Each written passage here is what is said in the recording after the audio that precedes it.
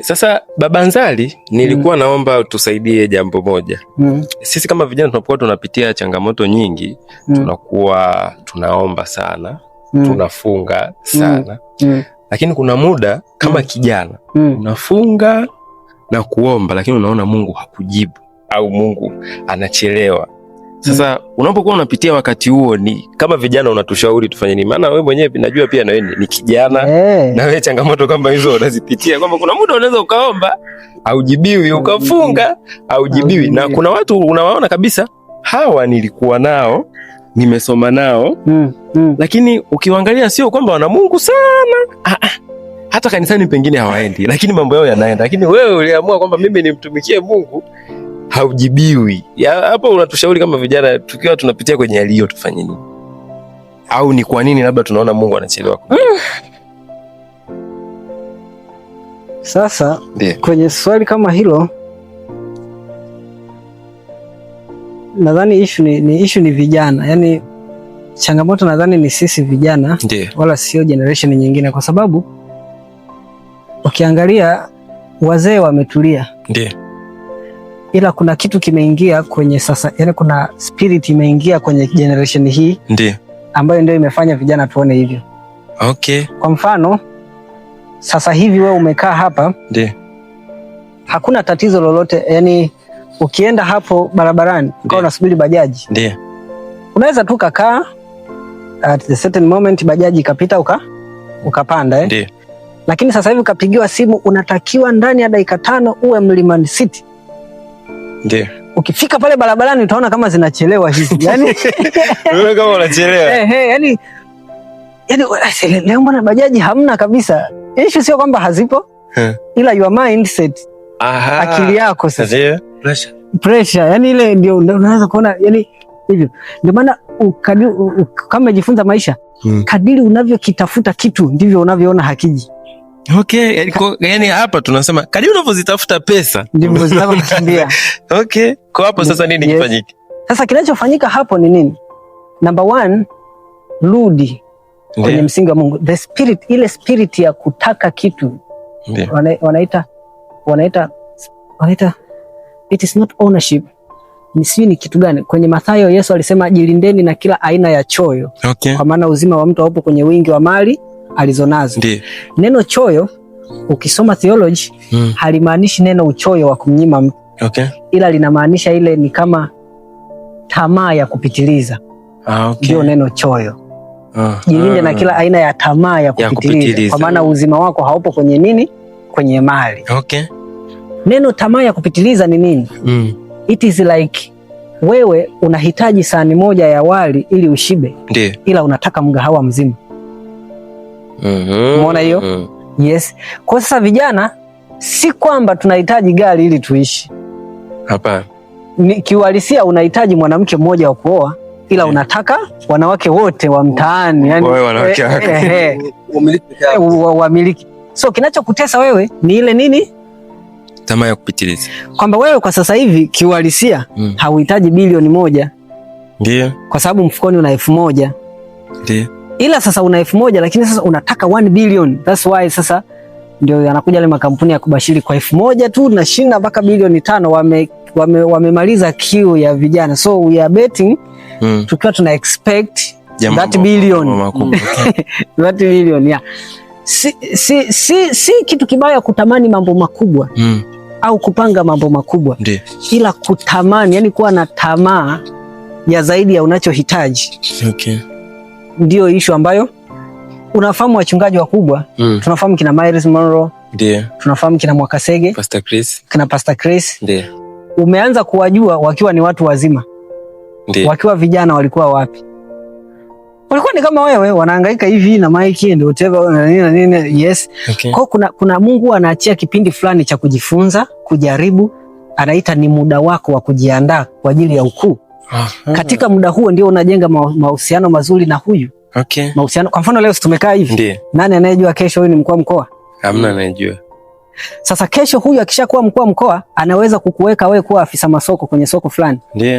Lakini ule uafisa masoko haujaupata saa ile, ni matokeo ya ile mizizi iliyojengwa toka mkiwa nyuma. Yes. Ndio maana leo ukiona watumishi wakubwa ukifuatilia picha zao unakuta kuna wakati walikuwa na fulani na fulani ambao wote sasa hivi ni wakubwa. Aidha wasanii unaona kumbe walianzia na huyu walikuwa kule. Yes. Kwa sasa haitokei. Mmoja aliwahi kusema hivi. Akasema hivi, kama mtu akikupa maji ya kunywa ndio leo akasema maji haya unatakiwa kunywa wiki nzima. Ndio. Kwenye chupa. Alafu ukanywa ukatosheka ukamwaga. Ndio. Leo hii.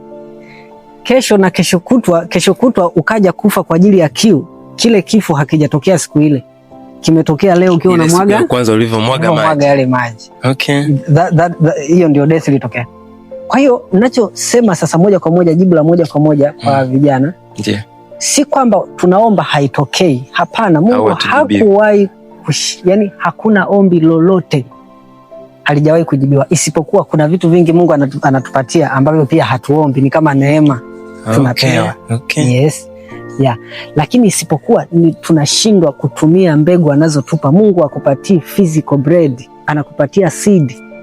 Ukiomba mkate Mungu anakupatia mbegu ya nini? Ya ngano. Kwamba ukapande ili ukishapanda uvune mbegu. Kwa sasa kumbe sisi tunakuwa tunaomba mkate badala ya kuomba mbegu. Ndio maana tunaona kama Mungu hatujibu. And you are focusing on bread.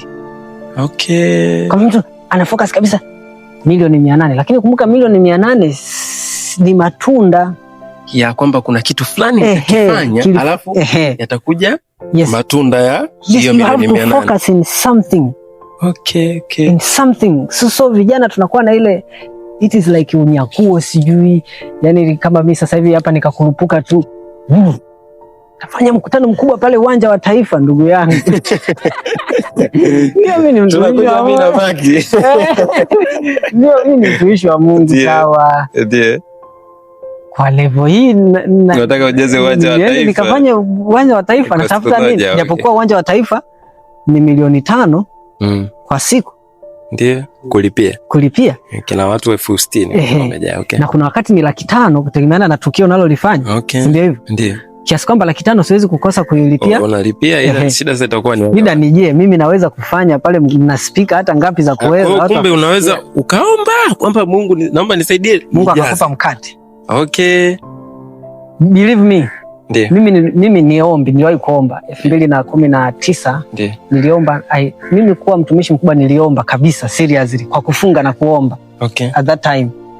Na nilianza wakati huo nikiwa na moto kweli, natembea huko wapi peleka vipeperushi nilikuwa nachapisha Iringa kule, watu wanajua Sentema mle wapi nini Machinga na mpaka kwenye mabasi ile unaenda, jamani Bwana Yesu asifiwe. Mimi ni mchungaji Nzali na nini, nimechapa tena nimeandika tu kwenye elimu hivyo. Okay. Very speed, lakini naomba Mungu, nataka naenda Kenya wapi na nini hivyo.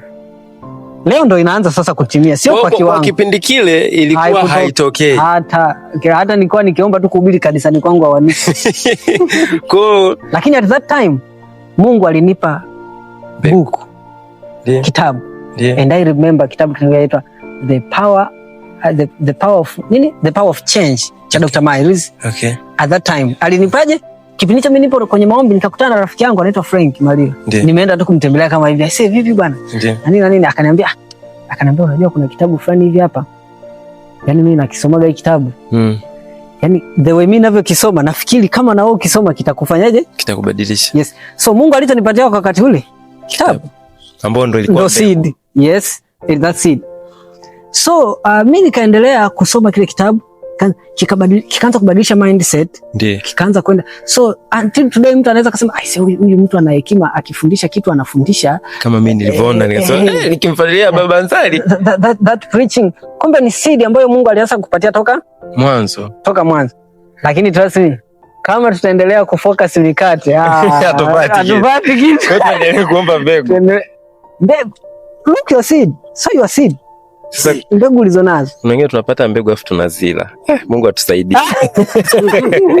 Sasa tukiendelea hapo baba Nzali, kuna kipindi nadhani tulikuwa na mkutano Nadhani ilikuwa ni meeting partnership ile. Okay. Tulikutana pale, ilikuwa ni UDSM. UDSM, okay. Kuna story moja uliwahi kuitoa na nimeandika kwenye kitabu.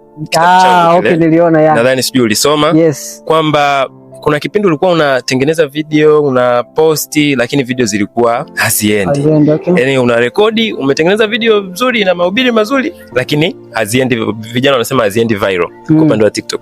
Ukaanza kusema kwamba uliomba, si ndio? Ukawa kabla ya kuposti unaziombea zile video. Unajua tukiongea kwa akili ya kawaida vijana wanaweza wakaona unaombea video tena iende viral. Wakati kinachofanya video iende viral ni wenyewe wanasema ni nini kwenye upande wa mtandao. Si hashtag weke hashtag, si weke nini. Algorithm sijui. Lakini wewe ulitumia maombi na ikaenda. Sasa mimi huwa nikiwa namsikiliza mtu huwa napenda yani nikiamua kumfuata mtu fulani huwa nahakikisha kwamba pale nikimfuata mtu fulani kuna kitu lazima nitoke nacho. Mimi naomba nitoe kama ushuhuda na nimeandika kwenye kitabu kama kitabu unakihitaji kinapatikana soft copy ni 10,000 tu, nimeandika ushuhuda wote. Kwamba nakumbuka mimi wakati naanza hizi issue za business consultants. Nilikuwa nikipost video wanaweza kaochi watu 2, 3, hakuna anaye like, hakuna anaye comment. Kwa mimi siku ile nilipokusikiliza ule ukaa akasema okay, kumbe hii inawezekana. Nakumbuka niliposti post yangu ya kwanza siku hiyo nikaiombea. Huwezi amini ile posti mpaka leo nimeipini pale. Yani nilikuwa sijawahi kufikisha hata viewers wangapi. Hata 100 nilikuwa sijawahi kufikisha. Ila the way nimeomba. Sasa hivi na viewers wangapi? Nadhani wamefikia mpaka 100,000 na kitu.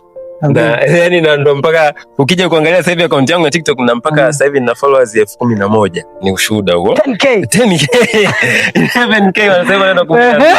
Ni kwa sababu ya kuomba. Umeona? Kwa ya kwanza nilifanya hivyo. Tena nakumbuka ya kwanza nikasema naomba Mungu hii iende. Ikaenda. Ya pili nikasema naomba Mungu iende zaidi kuliko ile. Yani kama nilivyoomba vile vile ikaenda. Ipo nimeandika kwenye kitabu, kila kitu ukiangalia kwenye kitabu unaweza ukakutana nayo. Kwa hiyo huo ni ushuhuda ambao nimeona leo nikuletee Baba Nzali. Sasa tukirudi hapo, tukiangalia kwenye Biblia, Mungu alikuwa anaingia agano na watumishi wake.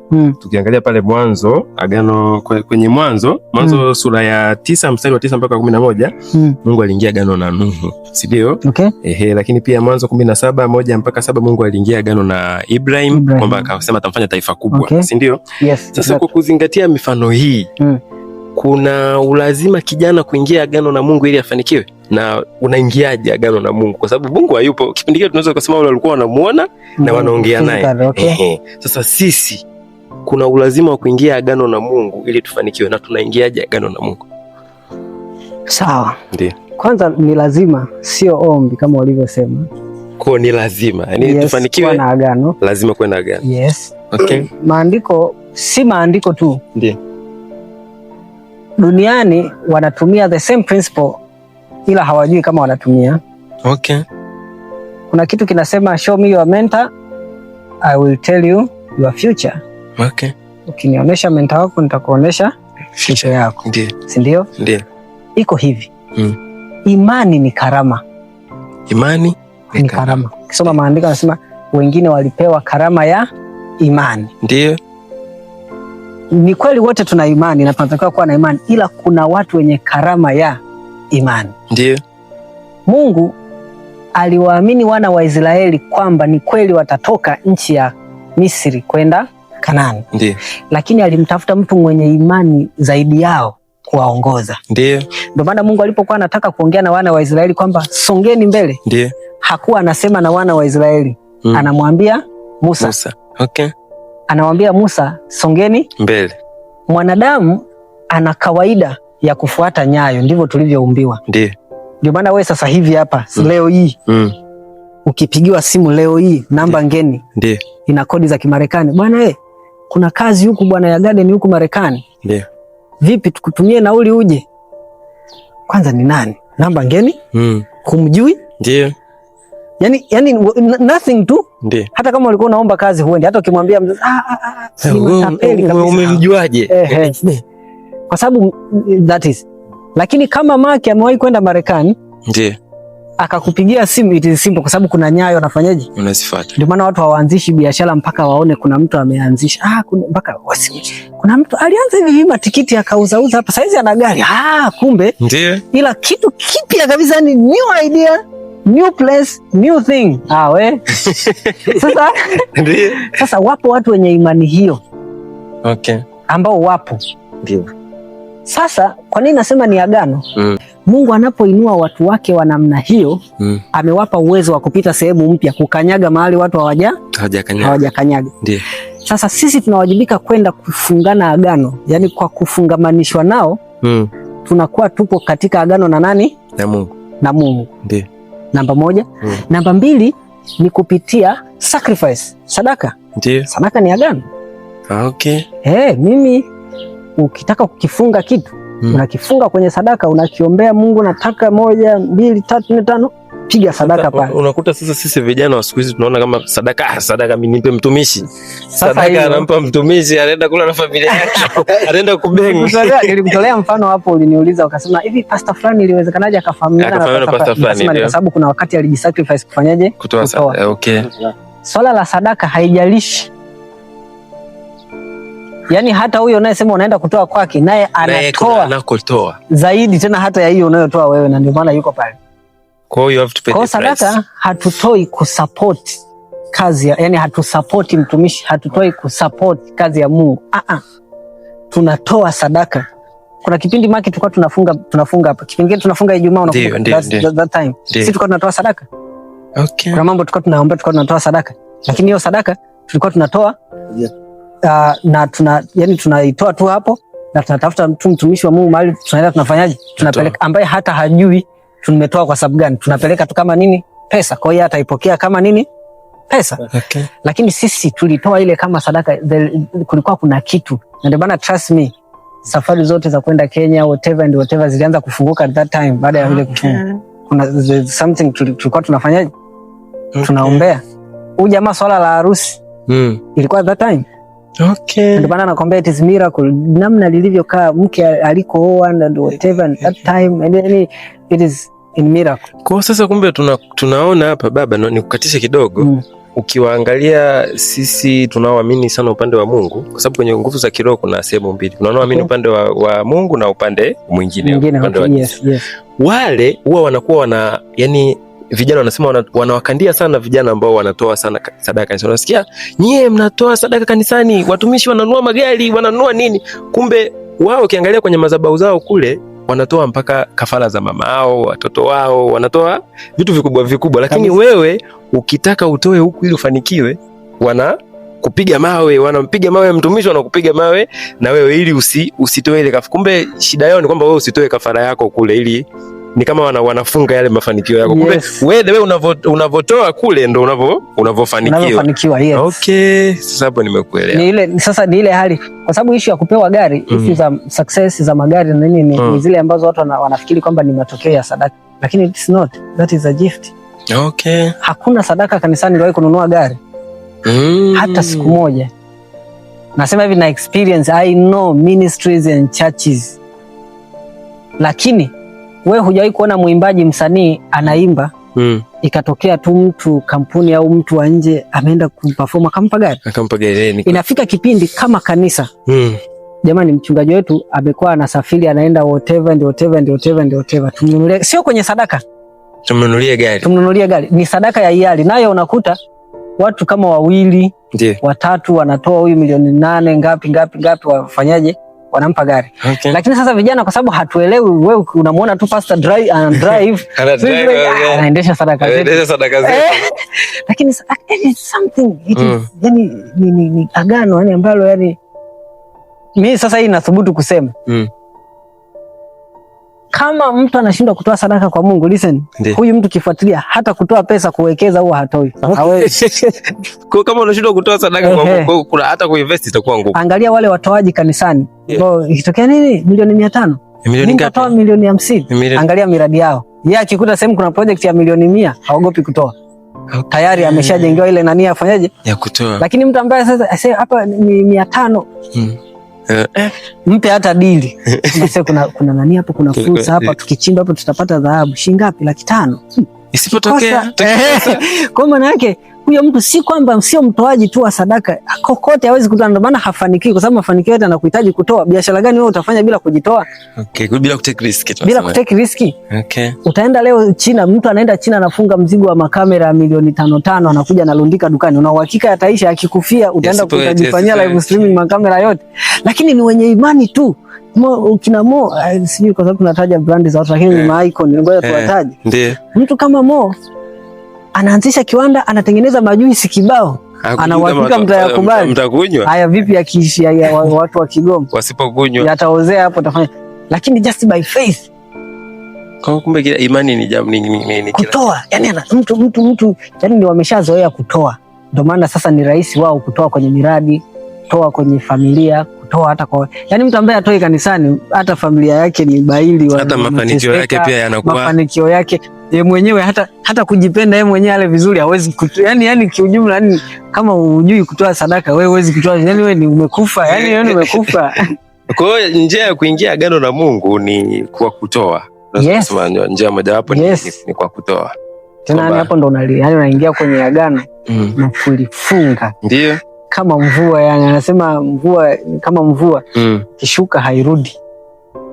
Okay. Sasa tukiendelea, kwa nini vijana wengi wenye maono, wenye ndoto, vipaji hawafanikiwi? Unakuta mwenye ndoto, mwenye maono, kuna video nishakuiona unasema mwenye maono hana pesa, mwenye pesa hana maono. Yaani hapo kwa nini? Yaani unakuta kuna kijana ana ndoto, ana maono, anafunga naomba lakini hawafanikiwi. Kwa experience yako kama kijana na kama mtumishi wa Mungu, nafikiri ni kwa nini? Maybe moja tu, it is lack of wisdom and understanding. Maarifa, ufahamu tu hapo, maarifa. Na ufahamu na maarifa tunavipata wapi? Yes, you have to. Kuna mtu mwingine, ndio maana nasema mtu ana maono, ndio ana dreams, ana vitu vingi vya kumsaidia afike sehemu kubwa, lakini anashindwa kufanikiwa kwa sababu labda let's say, si nitolee mfano nani, yani nikisema lack of understanding au wisdom, si ile hali ya kusoma kitu, ndio sinaelewa. Kuna kitu kinaitwa hivi hekima, ndio maandiko yanasema kwa kuwa wamepungukiwa hekima, ndio wamekosa ufahamu, hivyo wanatembea gizani. Sio kwamba watu hawana maarifa. Ana elimu ya, wewe hujawahi kuona afisa mikopo au mtu anayefundisha elimu ya kupunguza sijui mikopo na nini, anadaiwa sana. Ni kweli. Ni kama tu daktari mvuta bangi. Anajua madhara yote, lakini anavuta bangi. Yes. Alichokosa ni ile hekima. Okay. Hekima ni nini? Ni uwezo wa kuapply kile ulichonacho. Sasa hicho ndicho Mungu anakitoa. Application. And application is not something, sio kitu unachoamua. Ndio. Ila ni mazingira Mungu anayokutendea, anayokufanyia kuforce ufanyeje? Ni kama tai. Ndio. Mfano wa tai, kwamba tai anamfundisha kitoto chake kuruka, si ndio? Wanasema anakichukua, anakirusha kwanza, anakinyima chakula ili kitoke. Kikishatoka lazima kihangaike. Ndio. Kianguka anachukua, anakiweka, anakipa msosi, anakinyima tena. Siku ngapi? Sasa hekima Mungu ndo anayetoa, anakuweka kwenye cage. Ndio. Ambayo lazima tu uta-apply something. Yusufu, mbegu ya Yusufu ilikuwa ni kutafsiri ndoto, ndio mbegu ya mafanikio yake kwenye Biblia. Okay. Sasa Yusufu hawezi kufanikiwa akiwa nyumbani. Lazima atoke. Sasa hakuamua kwamba sasa naenda, no. Okay. Mungu alitengeneza uadui kati yake na ndugu zake, wakaenda wakamuuza. Kote kule alikuwa anapelekwa, yeye mwenyewe alikuwa hapendi. Amesukumwa, uzwa, kwenda kule, pelekwa ndani. Kupelekwa ndani, mfalme anaota ndoto. Mfalme anaota ndoto, hakuna mtu wa kutafsiri. Zile zote Mungu anachezesha pale, ili mradi tu Yusufu aende akatafsiri ndoto kwa mfalme, ili mfalme ampe waziri nani? Yusufu. Kwa ukuu wa Yusufu ulikuwa kwenye ndoto yake. Kwenye ile nani yake, na ndio vijana wana hizo vision. Lakini je, tunashindwa kuwa connected? Narudi pale pale, lazima uwe connected na Mungu. Mlilie Mungu na hiki kitu. Uzuri sasa, ubaya ni kwamba vijana kile kiburi tulichonacho tunamfanyia hata Mungu. Ndio. Ni mara chache sana mtu kijana kwenda mbele za Mungu kusema, Mungu, nina hiki kitu, sina njia ya kufanya. tunaendaga tayari tuna majibu, Mungu nisaidie na niende pale. Yaani ni kama unajua nipe kiasi kadhaa. Nataka niende pale, toka pale. Hatukubali kwamba we know nothing. Kwa hiyo unatakiwa unapoomba umuombe kwamba Mungu naomba unisaidie. Kama hujui hiki nipe njia. Kama yani very straight, Mungu kiukweli mimi natoa hata hii sadaka, hata baada ya hii sadaka sielewi nyingine ya kutolea nitatoa wapi. Okay. Mungu kiwalisia nina wazo hili, watu wanateseka 1 2 3 4 5. Tena andika. Watu tuna maombi yetu tunayaandika, tunatolea sadaka, hatubadilishi mpango mpaka Mungu ajibu, naenda unatiki kabisa. Okay, akitiki akijibu unatiki, akijibu. Wewe unaomba leo, kesho unasahau, kesho watu wako serious. Okay. So, unaenda mbele za Mungu, yani kabisa, Mungu hapa mimi sijui. Sielewi chochote. Yani kiukweli sielewi. Yani hapa sielewi. What I need is you. Yes. Kwa sasa Mungu anaanza kukutengenezea kwenye kile unachokijua, kwa sababu hawezi kutumia kitu ambacho ukijui. Ndiyo. Ila ataanza kukiforce kwenye hekima sasa ya kukuforce kitumike. Ndiyo. Yani Mungu anachokifanya anakuweka kazini kile kitu kifanyaje? Kitumike. Kwa mfano mimi ni mhubiri, haya. Kwa mfano ningekuwa sialikwi kwenda kuhubiri, then singekuwa niko hapa nafyeka nyasi. Unabaki tu ndani. Na nakufa na kitu changu. Mbona sasa nina idea? Issue sio idea. Issue ni kile kitu kitumike sasa kazini. Okay. Kwa Mungu, mfano wa mwisho kabisa ni wa mikate. Ndiyo. Huo ndo ukumbuke sana, ndio uchukue kama reference kwa vijana. Ndiyo. Yule dogo alikuwa na samaki 2 na mikate 5. Ndiyo. Moja kwa moja Mungu alivyosema, asema kuna nini? Kuna hiki na hiki. Hakusema wagawie, leta. Yesu akachukua, anasema akabariki. Baada ya kubariki, akaenda kukigawa. Ile mikate haikuongezeka saa ile, hapana. Wakati anagawa akawa unaona haiishi. Yaani unagawa. Kwa hiyo kama ulivyokuwa umesema mwanzo kwamba Mungu huwa anakupa mbegu. Yes. Kwa hiyo Yesu alivyopelekewa ile mikate 5 na samaki 2 ilikuwa bado mbegu. Bado ni mbegu. Hakutaka kugawa mbegu. Hapo vijana wengi tunakimbilia kula mbegu. Okay. Unaona sasa nimeelewa. Sasa akabless, alafu akaiweka nini? Kazini. Kwa maana yake wewe ukiwa na dream, step number 1 is submit kwa Mungu. Ipate blessing. Alafu cha 3 anza kuitumia. Ikiwa vile. Kwa wakati unatumia ndo inaongezeka. Sasa. Okay, sisi tunasubiri mpaka tuwe na kila kitu.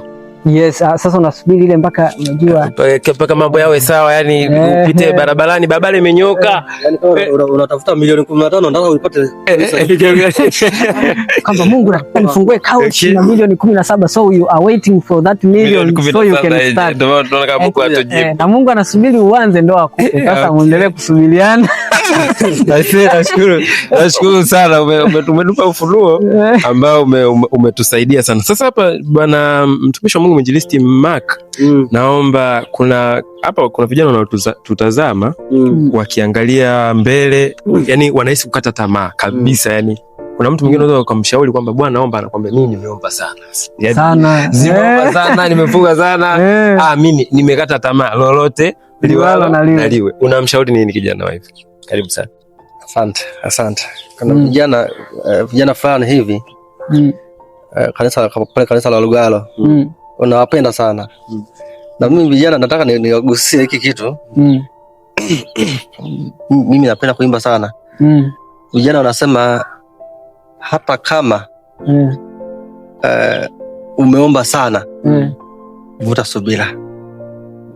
Vijana wanasema vuta subira. Nimejua. Vuta subira, wakati wa Bwana haujafika. Usikate tamaa rafiki, vuta subira. Sasa kumbe nataka vijana wauchukue ya kwamba wameomba sana, ni kweli, lakini Mungu bado hajasahau walichokiomba. Sawa. Kama alivyosema pastor, anasema kwamba kuna wakati Mungu anashikilia mkate wako. Yani nikimaanisha kwamba Mungu anashikilia riziki. Unatamani ufike sehemu fulani lakini huoni, au unapata ila upati hela. Yani unafanya ila ameshika hela. Hujashika hela. Anataka advance zaidi. Sasa ninachowashauri ni kwamba na nimekuwa nikipokea simu mbalimbali, na kuna dada moja amekuwa ni rafiki yangu sana. Kila siku ananipigia simu, ananiambia mtumishi, leo nataka nianze mfungo. Anafunga 3 kavu. Ni mdada huyo. Anaitafuta ndoa kwa hali na mali. Sawa. Kwa hiyo wananitafuta. Kuna vijana wajaoa hapa. Na mimi nawaambia kwamba kaweka namba yake. Unapoomba endelea kuomba. Usiache kuomba. Kila wakati omba. Kwa sababu hujui saa wala siku. Kwa kama unataka kukata tamaa, usiache kuomba. Yaani omba, songa mbele. Omba, songa mbele. Omba, songa mbele. Kama wana wa Israeli walipovushwa. Yaani wao walikuwa hawajui, lakini Mungu akasema songeni mbele. Kwa hiyo ile songa mbele bado ipo mpaka leo. Mungu anatuambia, hii sauti bado inasikika kwamba mwanangu, songa mbele. Wewe unaona kabisa hapa mahali siwezi kupita, lakini wewe songa mbele. Ndio maana hata njia ya mbinguni huwa imesongwa na miba. Sasa wewe ukifika kwenye ile njia, unaona wenzako wanapita huko, kuna lami, kumepambwa, watu ni wengi, lakini hii njia unaona hii njia mbona ina miba, afu mbona kanikambamba hivi, nitapitaje hapa? Afu naona pengine damu zinatiririka, watu wamepita huko, watu wameuawa, siende. Lakini Mungu akakusemesha, akakwambia mwanangu, hii njia ndio sahihi, songa mbele. Sasa vijana wanapoona ugumu fulani kwenye njia ambazo wanazipita, wanaamini kwamba hii njia inawezekana nimepita, haina mafanikio kwangu, sio riziki. Sasa kumbe hiyo ndio riziki, ila yeye ameikatia tamaa. Sasa unapoona ugumu kwenye njia ambayo unaipitia, endelea kuipambania hiyo. Ndio maana mtumishi wa Mungu hapa alipopata njozi kwamba yeye anahitaji kutumika mbele za Mungu, akaambua songa mbele. Na ameisimamia mpaka sasa, anasonga mbele. Hata kama ataenda mahali akafanya kibarua, lakini bado focus yake ni ile kwamba nahitaji kumtumikia Mungu. Hicho kitu ndicho kilichopo ndani yangu. Mimi niliambiwa bana, nenda kwenye mafunzo ya jeshi, nikaenda sawa, lakini moyo wangu nikawa sijalizika. Nasema mimi ni utumishi. Nilikuwa primary darasa la 6, na mwalimu mmoja aliuliza kila mwanafunzi, wewe unataka kuwa nani kwa mwanafunzi mkubwa? Mimi nilikuwa wa kwanza, nikamwambia mimi nataka kuwa mchungaji.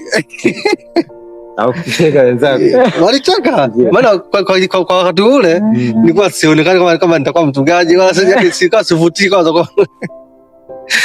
Nikasema hivyo, lakini of course Mungu amenibariki. Niko kwenye hatua ndogo, lakini Mungu ataikuza zaidi. Na moyo wangu juzi hapa nilikuwa najisemesha kwa sababu mwakani ni mwaka wa mabadiliko. Nataka niwe na hatua kubwa zaidi ya hii, na nimeingia kwenye ndoa. Ndio maana nikasema hivyo, mwakani niwe kwenye mabadiliko mengine zaidi ya hapa.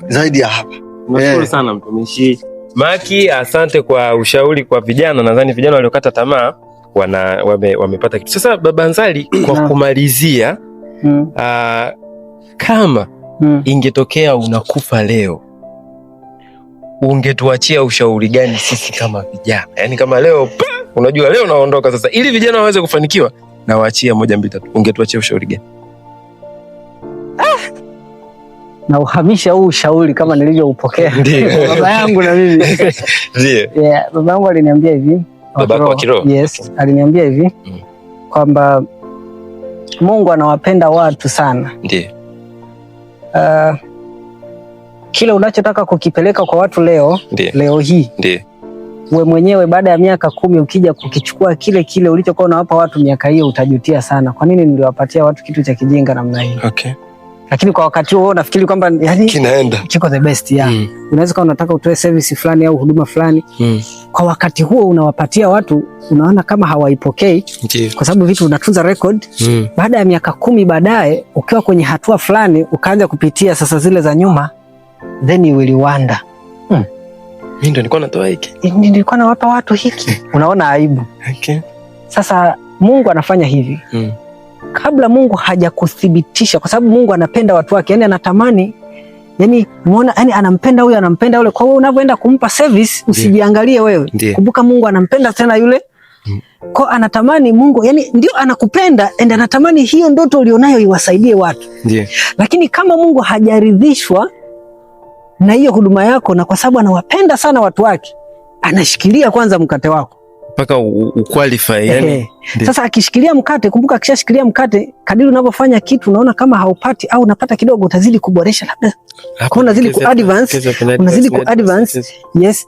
Sasa kadiri unavyo advance, ile ndio Mungu sasa anakushape. Ikishafika mahali, ikifika siku tu Mungu akiridhika na wewe, akitia tiki, utasahau hata kama uliwahi kuteseka kabisa. Ndio.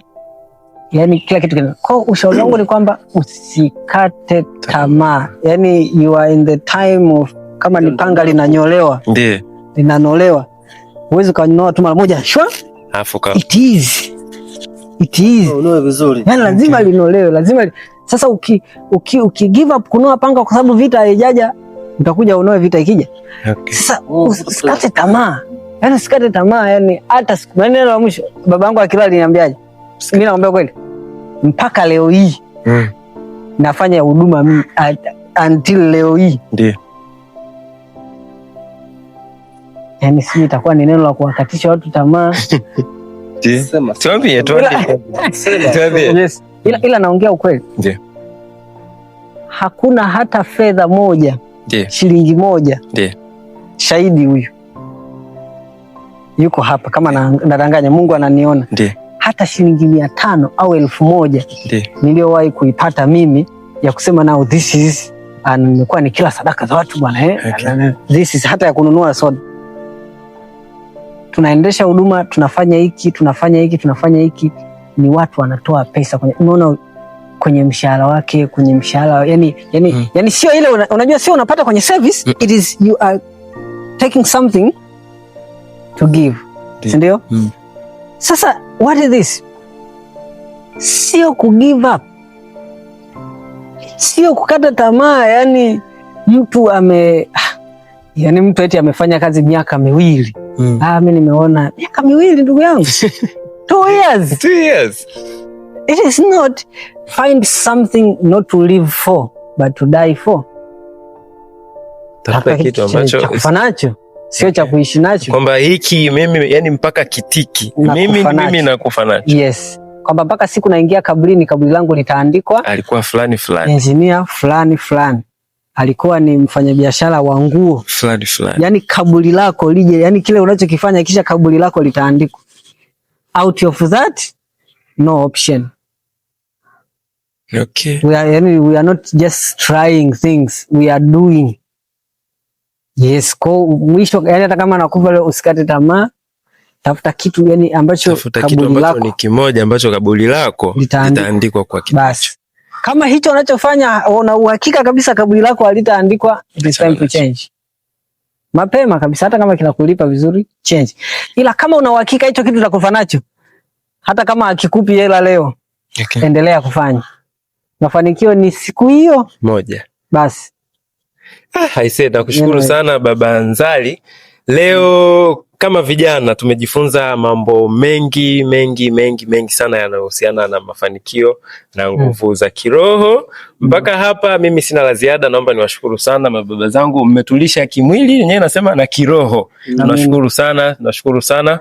Usichoke kuendelea kufuatilia, itakuwa ni muendelezo, tutakuwa tukiendelea kujifunza kuhusiana na mafanikio ya vijana, hasa upande wa kiroho. Asanteni jamani, nawashukuru sana. Asante sana. Asante sana. Asanteni.